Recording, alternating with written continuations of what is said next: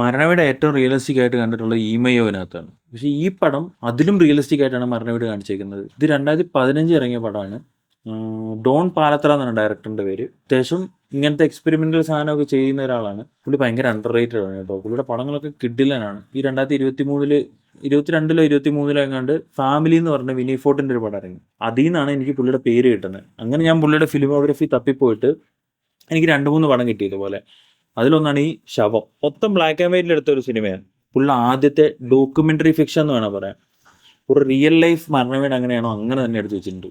അതായത് നമുക്ക് ആ ഒരു നെഗറ്റീവ് ഓറ കിട്ടും മരണ വീട്ടിൽ ചെല്ലുമ്പോൾ. ആ ഒരു ഇരുളിച്ച, ആ ഒരു മൂകത, ആ ഒരു സൈലൻസ്, ആ ചെറിയ ചെറിയ സൗണ്ടുകൾ, പിന്നെ ഈ വെള്ളമടി, അത് ഇത്. ഒരു മരണ വീട്ടിൽ എന്തൊക്കെയുണ്ടോ അതെല്ലാം ഈ പടത്തിലുണ്ട്. കുത്തിത്തിരിപ്പുണ്ടാക്കുന്ന ഒരു അമ്മാവൻ, എല്ലാം ഉണ്ട്. അപ്പം നിങ്ങൾ ഉറപ്പായിട്ട് ഇങ്ങനത്തെ പടങ്ങൾ ഇഷ്ടമാണെങ്കിൽ കണ്ടു നോക്കാവുന്നതാണ്. യൂട്യൂബിൽ കിടപ്പുണ്ട്. നിങ്ങൾക്ക് വേണമെന്നുണ്ടെങ്കിൽ ഞാൻ ലിങ്ക് അയച്ചുതരാം. എനിക്ക് DM ചെയ്താൽ മതി.